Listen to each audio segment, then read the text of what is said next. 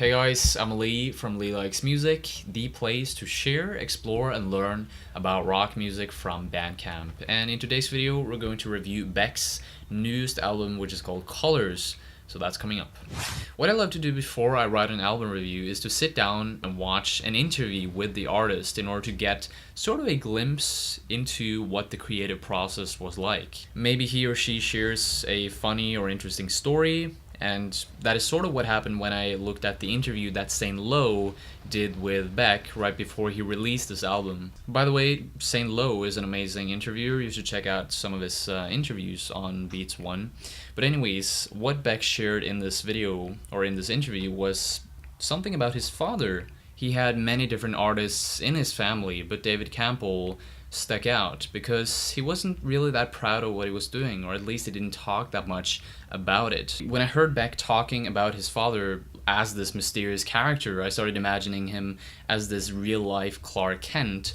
Just instead of being Superman, he is a really talented arranger, composer, and director who was working for some of the biggest names within the art industry at that time. It wasn't until Beck was about 30 years old that he eventually started finding out what his father had done, what his legacy was all about. He was still exposed to other family members who were completely open about what they were doing as artists. Especially his mother was very open about what she was doing. She was collaborating with Andy Warhol. But anyways, we're not gonna try to decode where Beck got his early inspiration from in this video, but if you want me to make a short documentary about Beck, his life, his discography, similar to these ones that I've already made up here, then please write yes in the comment section, okay? And I'll see what I can do about it. Now, over to Colors, the 13th album release by Beck.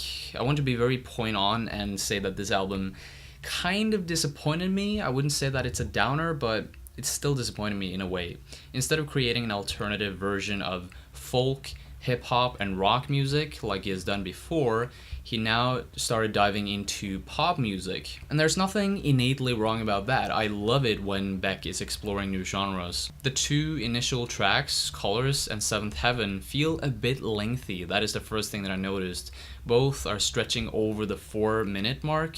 And talking about marks, you can definitely hear on the instrumentals alone that these are Beck tracks. From the modulated vocals in the chorus to the enticing flutes of the after chorus on the opening track, it just oozes with Beck's alternativeness. Out of the two first songs, I have to say I love Seventh Heaven the most. The glimmery synth and wavy guitars sound very Phoenix inspired. These are great tracks, great production on here, but there is very little wow factor to these tracks. You really want to know which track has a wow factor? Well, just look at the 7th track, it's called Wow.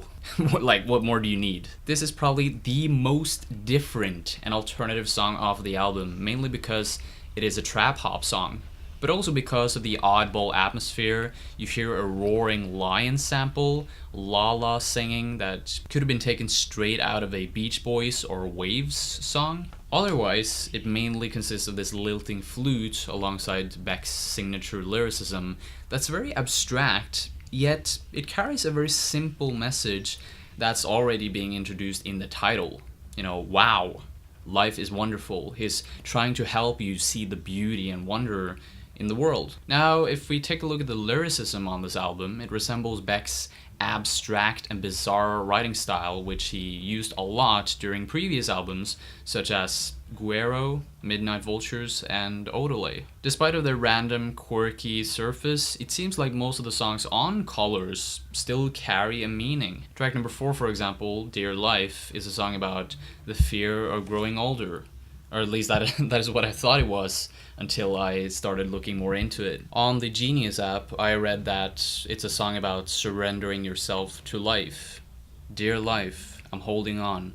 How long must I wait before the thrill is gone? Another example is the 6th track, which is called Dreams. It's a song about escaping this world, escaping all the randomness that surrounds us. When nothing's right, just close your eyes, and you're gone.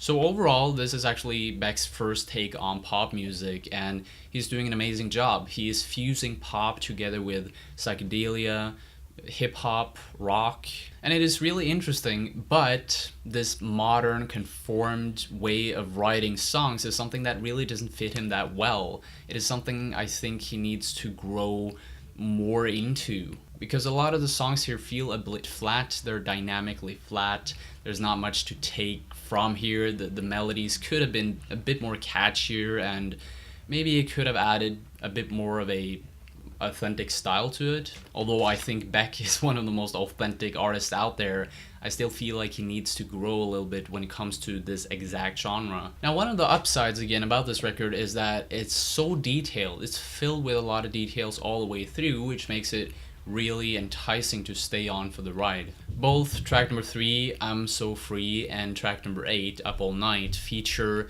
both singing parts and also rapping segments, which is, yeah, it's nice to see this mix-up. Track number 5, No Distraction, has this bass line that is flipped and panned back and forth between the right and the left speaker, which makes you kind of wimpsed out, but yeah, again, another detail. On track number 9, Square One, you find another example with this backwards playing piano, backwards looped piano, which is transferring you over to the chorus. Just to end with, my favorite tracks off of this record is track number 4, Dear Life, track number 6 and 7, Dreams and Wow, and track number 9, the Square One. So yeah, I actually liked a few of the tracks here, but as a whole I didn't feel like the album was that cohesive, so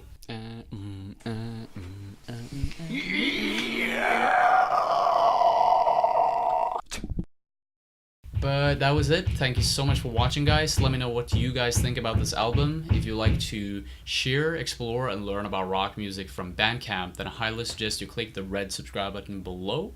Also, make sure you hit that bell icon beside the subscribe button, because in that way you'll always get notified when I upload new videos to this beautiful place right here. Thank you again. Hope to see you later. Bye.